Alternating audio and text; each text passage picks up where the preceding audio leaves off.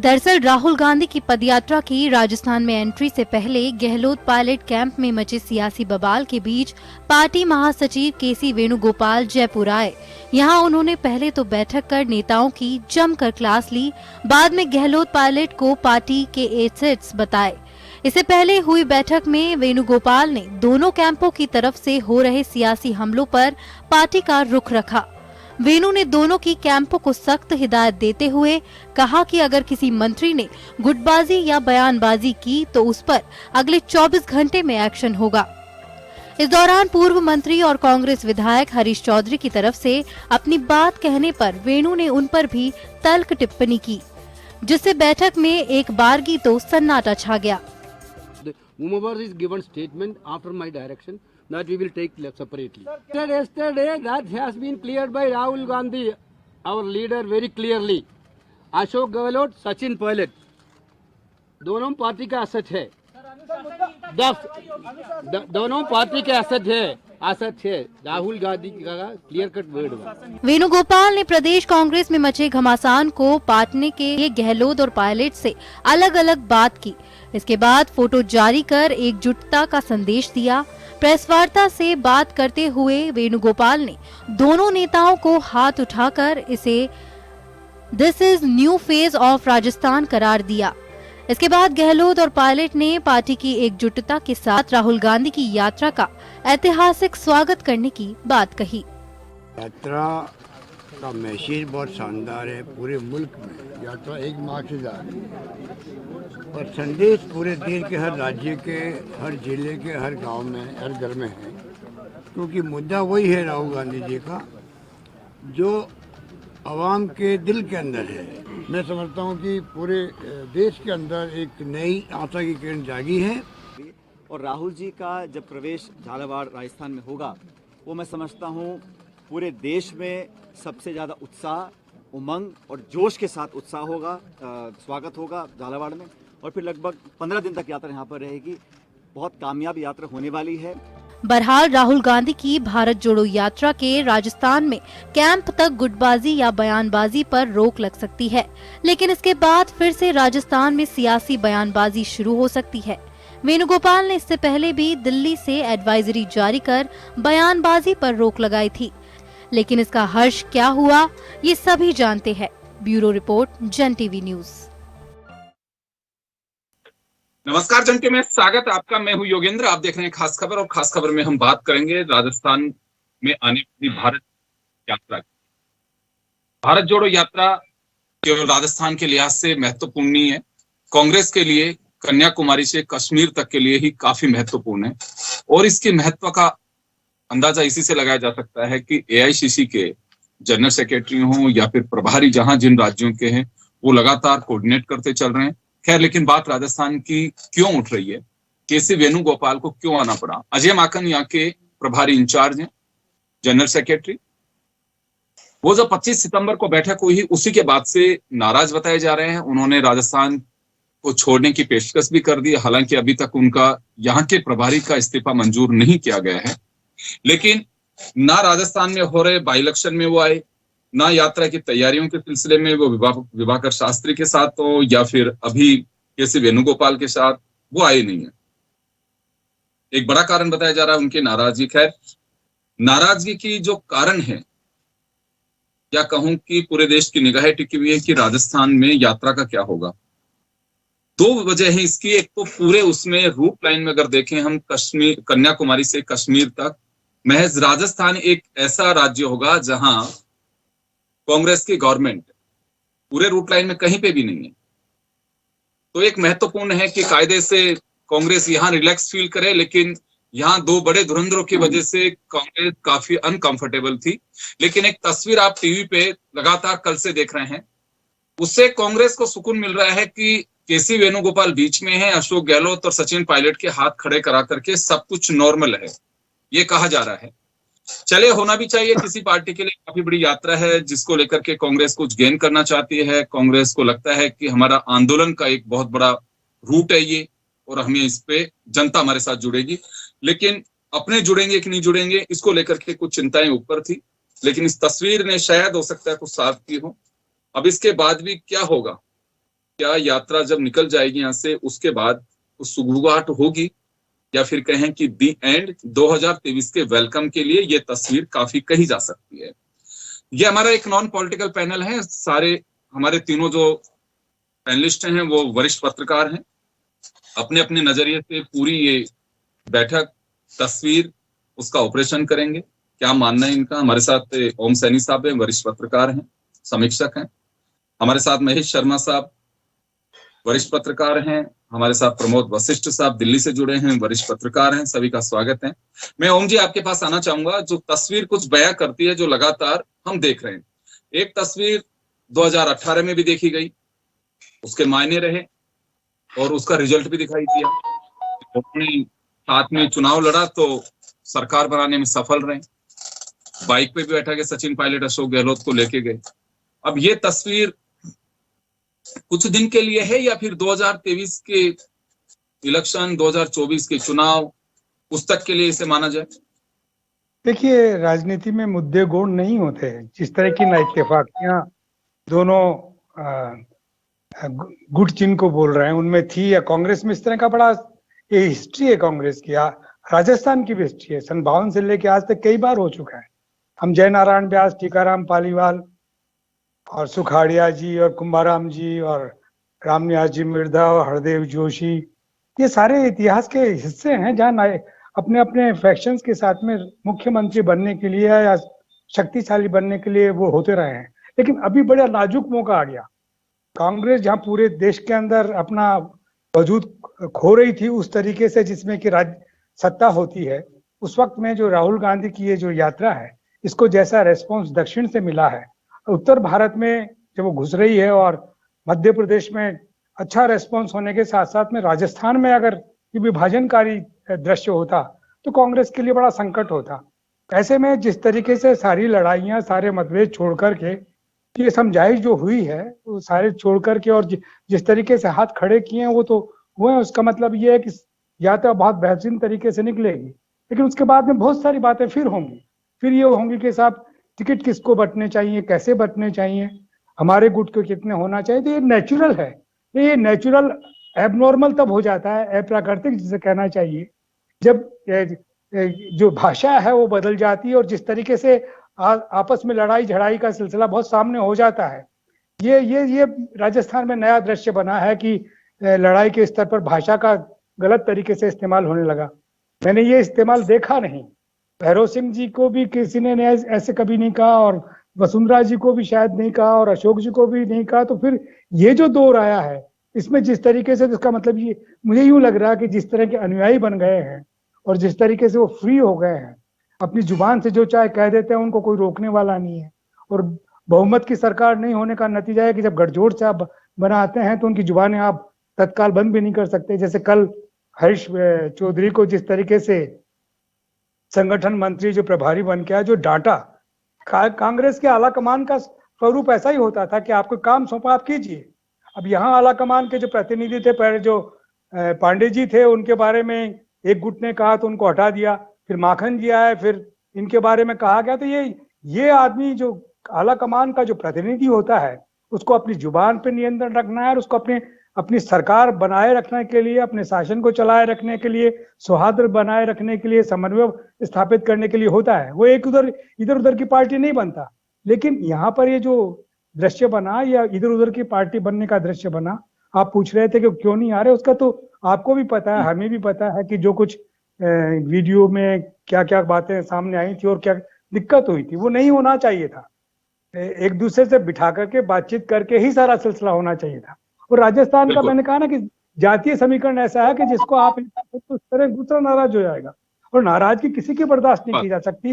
Party का discipline ही उसको नियंत्रित कर सकता है। तो ये फोटो यही बता रही है कि डिसिप्लिन बहुत महत्वपूर्ण है। राजनीतिक दलों का जब से उसूल बदला है, ये सारी प्रॉब्लम्स राजनीतिक दलों के सामने तब से ज्यादा आने लगी हैं जब ये अपने आप को जिताऊ, बिकाऊ, टिकाऊ ऐसे कैंडिडेट्स को लेकर के और ये अपना एक आंकलन करने लगे कि वो दल बदलू हो, चाहे वो कहा यह जाता है कि चाहे वो दागी हो या बागी, लेकिन जिताऊ होना चाहिए बस। ये आइडियोलॉजी जब से डेवलप होने लगी है कि सत्ता की लालसा जो पैदा होने लगी है राजनीतिक दलों के सामने, वहीं से इसको एक सोशल इंजीनियरिंग कहने लग गए। अब रास्ते बहुत सारे निकलने लग गए। जैसे कहा जाता ना कि अगर एक पार्टी अनाउंसमेंट करती है तो रेवड़ियां बांटते हैं, दूसरे के लोक कल्याणकारी योजनाएं, चीजें एक ही हैं। बिल्कुल ठीक तो कह उसी रहे हैं आप तरह योगेश जी। इसमें एक बात और जोड़ लीजिए, जी इसमें एक बात और जोड़ लीजिएगा कि जो बात सिर्फ चीफ मिनिस्टर बनने के लिए ही हुआ करता था, गठजोड़, मेरे को ठीक से याद है जयनारायण जी व्यास ने किस तरीके से राम राज्य परिषद के लोगों को अपने साथ में मिलाया था, कुम्माराम जी ने किस तरीके से दूसरे लोगों के साथ में हाथ मिलाया था। ये सब हुआ है, लेकिन ये सब होने के साथ में इतना ज्यादा ये जो टिकाऊ बिकाऊ और सत्ता में बने रहने के लिए जो सिलसिले बने, ये जो आपने शब्द शैली जो पकड़ी है ये महत्वपूर्ण है। ये शब्द शैली नहीं थी पहले, टिकाऊ बिकाऊ और इधर से उधर। पहला जो दल बदल हमारे राजस्थान में हुआ था सुखाड़िया जी के वक्त में, पूरे हिंदुस्तान में उसकी चर्चा थी। जब 1967-68 में जब कांग्रेस के पास में बहुमत नहीं था और अपोजिशन की यूनिटी को क्रश करने के लिए संपूर्णानंद जी के साथ में जो कुछ संपूर्णानंद जी ने जो कुछ किया था सब जानते हैं, वो अच्छा नहीं हुआ था। उसके बाद में तो ये सब सिलसिले बनते ही चले गए। इसमें न भारतीय जनता पार्टी न यूपीए और कांग्रेस दोनों ही मुक्त नहीं रहे, दोनों के यहाँ ये सिलसिले चलते रहे। जी मैं वापस आ रहा हूँ वापस लौटूंगा आपके पास में। मैं महेश जी का रुख करना चाहूंगा। लेकिन महेश जी, भारत जोड़ो यात्रा का मकसद यही है कि कांग्रेस वापस से अपनी जो एक ढांचे को बिखरते हुए देखा है उसको वापस से संगठित कर सके। जिन राज्यों से बाहर चली गई उनसे बाहर से वापस लौटे, मकसद यही है। बेशक राजनीति में आंदोलन के लिए कुछ न कुछ मुद्दा की आवश्यकता होता है। कांग्रेस को लगता है कि भारत को जोड़ो सद्भावनापूर्ण तरीके से होना चाहिए, जो उनका एजेंडा है अपना है। लेकिन बात महत्वपूर्ण यह है कि क्या वास्तव में पार्टी आलाकमान को लेकर के, मैं ये नहीं कह रहा कि किसको बनाइए किसको नहीं बनाइए, वो पार्टी देखे सब कुछ जो भी उनके समझ में आता होगा। लेकिन यहां बात यह है कि केसी वेणुगोपाल 29 सितंबर को अपनी एडवाइजरी जारी करते हैं कि राजस्थान में कोई नहीं बोलेगा, और सब कुछ सुन भी रहे हैं। आपको नहीं लगता है कि न्यूसेंस जब होता है तो उसको वहीं रोका जाना चाहिए?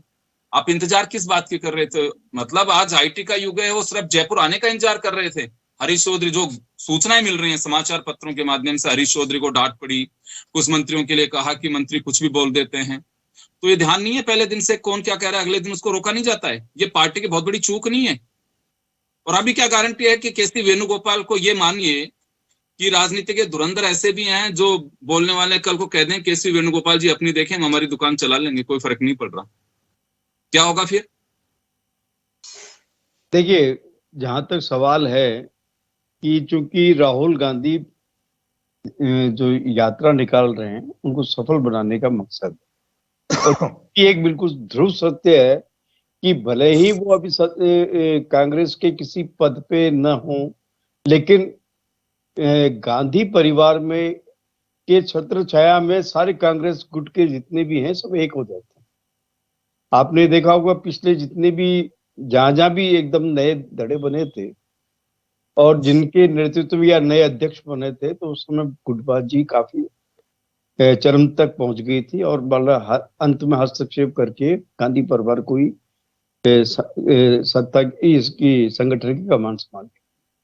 तो ये तो मान के चलिएगा कि जो कई नई भेद थे, अब चूंकि राजस्थान में प्रवेश करने वाली है यात्रा, तो लिहाजा इनको अपना सभी गुट जो भी हैं संतुष्ट हैं असंतुष्ट हैं या जिस तरह भी है बयानबाजियां सांगठनिक तरीके पे हो या मंत्री के परस्पर में हो, ये सारी की सारी जो चीजें जो अंदर की भड़ास थी वो पहले निकाल दी। अब जब तक ये यात्रा राष्ट्र को क्रॉस नहीं कर जाएगी तब तक ये चुपचाप ये संयमित रहेंगे और अनुशासित रहेंगे। लेकिन उसके बाद में ये आप ये गारंटी नहीं है कि ये मतलब क्या कहते हैं ये अनुशासन वो आबाद में बना रहेगा। इनके आपस के जो भी गांठें हैं वो खुल एक दूसरे पर फेंकते रहेंगे और एक दूसरे पर आरोप प्रत्यारोप चलता रहेगा। क्योंकि एक दूसरी चीज है कि अगर कभी नेगेटिव कोई जो चीज होती है ना, उसका भी एक प्रचार का एक माध्यम होता है। आपने देखा होगा कि नेगेटिव प्रचार से भी बहुत सी चीजें ऐसी होती है जिससे मतलब काफी चलता है। तो ये कि एक प्रचार का एक तरीका हो सकता है एक नया इजाद। तो ये आप ये मान के चलिएगा कि जब तक राहुल गांधी यहाँ हैं राजस्थान की सीमाओं तक, तब तक कि ये एकजुट रहेंगे, कोई भी कुछ नहीं बोलेगा। और अब जो भी हो चुका वो तो हो चुका है, और लेकिन अब तो नहीं आप हो। ये मान के चल रहे हैं कि ये जो फोटो है हाथ मिलाने वाली, एक टेम्परेरी, वो कहा जा सकता है इसे कि एक स्माइल जो है, ये अभी तूफान थमा नहीं है। ये देखिए, ये तस्वीर है, लेकिन ये दृश्य, ये आंखों देखिए वो नहीं है घटना, ये बंद कमरे में लिए हुए तस्वीर है ये। तो लंबे समय की नहीं है ये भी। ना ये नहीं है, लेकिन एक बार फिर आप ये देखिएगा, यात्रा पूरी हो जाने दीजिए, आपस में फिर वही मतलब टोपी उछाल वाली बातें होती रहेगी। यात्रा आपके हिसाब से है कि गतिरोध की यात्रा जारी रहेगी भारत जोड़ो यात्रा के बाद? चले, मैं लौटूंगा आपके पास में, प्रमोद जी के पास जाना चाहता हूँ। प्रमोद जी, आपका क्या आंकलन है? ये जो तस्वीर है, चलिए एक बार के लिए ये तो मान लेते हैं कि राहुल गांधी की यात्रा में सब लोग एक साथ होकर के काम करेंगे। देखिए, अभी तो बहुत सारे लोग होंगे जो अपनी खिचड़ी अलग पका रहे होंगे, लेकिन इन दो दिग्गजों के पीछे वो खिचड़ी किसी की पक नहीं पा रही है। अभी तो सिर्फ यही है कि दो धड़े हैं, एक अशोक गहलोत, एक सचिन पायलट, लेकिन दोनों अगर मिलकर के काम कर रहे हैं तो कांग्रेस मजबूत है, यात्रा अच्छे से निकलेगी। अभी चिंता एआईसीसी में बैठे लोगों की यही थी कि इनके गतिरोध का क्या होगा। आला कमान अभी राजस्थान को छेड़ने के मूड में मुझे नहीं दिखा दे रहा है। एक बार यात्रा इनकी पहली प्राथमिकता है, और साफ है, मैंने पहले भी कहा कि कन्याकुमारी से और कश्मीर तक अकेला राजस्थान ऐसा राज्य है जहां पे कांग्रेस की गवर्नमेंट है, और वहीं पे अगर कुछ गड़बड़ होती है तो एक बहुत बड़ा मैसेज जाएगा। तो इस लिहाज से ये फोटो महेश जी के हिसाब से लगती है कि कुछ समय के लिए तो राहत की खबर हो सकती है, लेकिन ये तस्वीर लंबी टिकी रहेगी, उसमें संदेह है इनको। देखो योगेंद्र जी, अगर आप बात करें इस प्रकरण की, तो राजस्थान ने कि राजनीति का एक बड़ा ही अलग तरह का चेहरा पेश किया है। इसको जनता अलग सोच रही है, राजनेता अलग। राजनेता तो इससे राजनीति में जो रिश्ते की इमारत की तरह है, अब जो दरार यहाँ है तो उनको ढाते नहीं है, मरम्मत कर दो, मरम्मत कर दी जाती है। लेकिन जनता ने इसको बड़ा सोचा है कि इसमें एक तो आला कमान की खुदगर्जी नजर आई कि जब उनकी यात्रा आ रही है तो समझौता कराने हाथ उठवा रहे हैं, इतने दिन से खाओ बैठे थे। और दो नेता जो बड़े हैं, जिनको मैं, गहलोत जी बहुत बड़े हैं, पायलट भी अब युवा में हो रहे हैं धीरे धीरे बड़े, तो एक तो मुख्यमंत्री की कुर्सी बचाने के लिए गालियां दे रहे हैं, और एक मुख्यमंत्री बनने के लिए भविष्य में गालियां खा रहे हैं कि भाई मैं कोई ऐसा ना बोल जाऊं कि मेरे को कोई मतलब आला कमान को चुभ जाए मेरी बात। तो वो गद्दार भी सहन कर रहा है।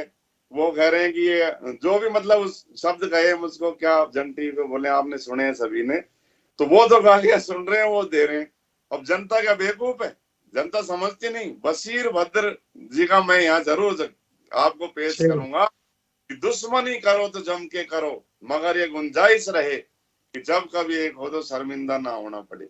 नहीं, अब बताओ, वही बात कह रहे हैं कि राजनीति के अंदर बोलचाल में उस भाषा का प्रयोग करें, कभी मिले तो कम से कम यूं नहीं करना पड़े। क्यों हो रहा था? अब आपने देखा तो बीच में वेणुगोपाल जी ने हाथ पकड़ के उठाए हैं, गहलोत जी और पायलट जी के हाथ नहीं मिले हैं, उनने हाथ जोड़े हैं दोनों ने। आप दोनों के हाथ मिलती हुई तस्वीर नहीं दिखा सकते। अभी तो एक ने सेतु बने हैं ये, तो उनने तो मरम्मत उसकी कर दी सारी की सारी। तुम बदले तो हम भी कहाँ पुराने से रहे, तुम आने से रहे हम भी कहाँ बुलाने से रहे, लास्ट में ये होना है। क्या बात है। निश्चित रूप से। तो ये जो प्रकरण सर, ये मिटना नहीं है। इसमें राहुल गांधी अपनी यात्रा निकाल के मस्ती से वहां बैठेंगे और प्रकरण को धीरे धीरे चलने दो जी। इतने चुनाव आ जाएंगे, गहलोत जी का कार्यकाल निकल जाएगा, अगली बार गहलोत जी को अगर आला कमान को सरकार लानी है तो बना देंगे, क्योंकि देखो गहलोत जी ने काम तो किया, उनके साथ पब्लिक तो है, तो वो अलग चीज है। लेकिन ये पब्लिक पागल नहीं है सर, इस स्वार्थ की राजनीति आला कमान कर रहे हैं कि वो अपनी यात्रा के लिए तो ये करने लग गए, वैसे पब्लिक के काम नहीं हो रहे, मंत्री परेशान है। विधायक से बात करो तो विधायक बोलते हैं कि अरे यार पहले बड़ा विवाद चल रहा है, अभी तुम रुको, ये विवाद दोनों का ट्रांसफर। मंत्री बोलते हैं ट्रांसफर, रुको अभी ट्रांसफर नहीं होते, अभी दोनों में विवाद चल रहा है, दो नेताओं में बहाना लगा रहे हो, खुद के काम जो जरूरी होते हैं वो निकाल लेते हैं। तो ये जो चीजें सर आई हैं, ये बहुत ही एक राजनीति का विभत्स चेहरा मेरे हिसाब से पेश किया है। निश्चित रूप से और उनको क्या है कि आप पायलट तो क्या है कि वो चाह रहे हैं कि भाई मेरे को तो कैसे भी मुख्यमंत्री कुर्सी लेनी है, हैं? जो एक वो शेर और ना, मैं आपको शेर ही शेर सुना दूं थोड़ा सा और। ठुकरा दो हर कोई दे जिल्लत में समंदर, इज्जत से मिल जाए वो कतरा ही काफी है। और इनको तो क्या है कि दह गद्दार दह वो, लेकिन मुझे तो लेनी है, बोलना नहीं किसी भी सूरत में।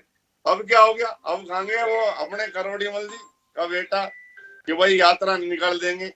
अब चुप एकदम क्यों हुआ, क्योंकि उनको इशारा इनका ही होगा निश्चित रूप से कि भाई तुम ये बोल दो डराने के लिए। गहलोत जी डरे नहीं, उनने भी बड़ा अच्छा, अब तो एनडीटीवी खैर इनका इंटरव्यू लेगा भी नहीं क्योंकि आज से तो वो इस्तीफा दे गए, सारा अडानी ग्रुप ने संभाल लिया, वो पता ही होगा एनडीटीवी का, है ना सारा। तो उन्होंने जो दिया इसमें पूरी वो थी सर निश्चित रूप से, और ये बिल्कुल नहीं मिले हाथ। भाई साहब तो कह रहे थे कि वो आएगा, मैं तो खुला वो चैलेंज से कह रहा हूँ ये हाथ मिले ही नहीं। वो मुख्यमंत्री कुर्सी बचाने के लिए संघर्ष करेंगे और मुख्यमंत्री कुर्सी पे आने के लिए संघर्ष करेंगे। चलिए ओम जी के जाना चाहूंगा। ओम जी, हर व्यक्ति का नजरिया अपना अपना है, आपका अलग रहा, प्रमोद जी का अलग रहा, महेश जी का अलग रहा, लेकिन एक बात कॉमन ये जरूर निकल करके आ रही है कि ये खाई पटना बहुत मुश्किल है। और ये बात सही है कि राजनीति में उन उसूलों को नहीं खत्म होने देना चाहिए, तो मिले तो कम से कम। और मैं कई बार कहता हूं, मैं नहीं कहता हूं, बहुत वरिष्ठों से हमने सीखा है, वही हम कुछ कहते हैं, राजनीति में स्थायी दोस्त और विरोधी नहीं होते, ये तय बात है। कहाँ किसका अड़ंगा बैठे, वो कहा जाता है ना कि दुश्मन दुश्मन दोस्त बन जाते हैं, तो वही पोजीशन है। और ये स्थायी नहीं होती किसी की भी अदावत, किसी की भी देख लीजिए आप। तो यहाँ स्थायी होते हैं तो आपका नेचर होना चाहिए, आपके हाव भाव होने चाहिए, ताकि किसी से मिलें तो कम से कम ये तो पीट नहीं रहे। क्योंकि आज सोशल मीडिया का जमाना है, आप क्या कहते हैं वो पब्लिक डोमेन में आपके यहाँ से डिलीट हो सकती है, लेकिन लोगों के पास में है। बहुत सारे लोग तो इसी में दिलचस्पी रखते हैं कि किसकी बाइट के। मैं एक किसी सज्जन से मुलाकात हो रही थी मेरी, तो मैंने पूछा कि आप देखे, उन्होंने मुझे कुछ नेताओं के, कुछ अधिकारियों के कुछ वो दिखाए, उन्होंने कमेंट्स, क्योंकि ये क्यों पटक रखे हैं आपने कि सर ये अच्छी चीजें हैं, ये भी एक लाइब्रेरी होनी चाहिए कि कौन मंत्री क्या कह रहा था पहले, किसने क्या कहा। उनके पास में वो सारा कलेक्शन, वो मीडिया से कोई ताल्लुक नहीं है उनका। तो मैं कहा कभी दीजिए आप, ये वो वक्त आने पे कभी देखेंगे, अभी तो मैं नहीं दूंगा, मेरे कलेक्शन के लिए है ये। तो ये सब चीजें पब्लिक डोमेन में होती हैं, तो वो लोग निकाल के लाते हैं कि देखिए इतनी तारीख को इतने बजे ये, आज ये, तो ये चीजें भी जागृत होती रहेंगी। ओम जी के पास आना चाहूंगा। खैर कुल मिलाकर के अगर प्रतिरोध होता है तो उससे नुकसान राज्य का भी होता है, इसमें कोई डाउट नहीं है।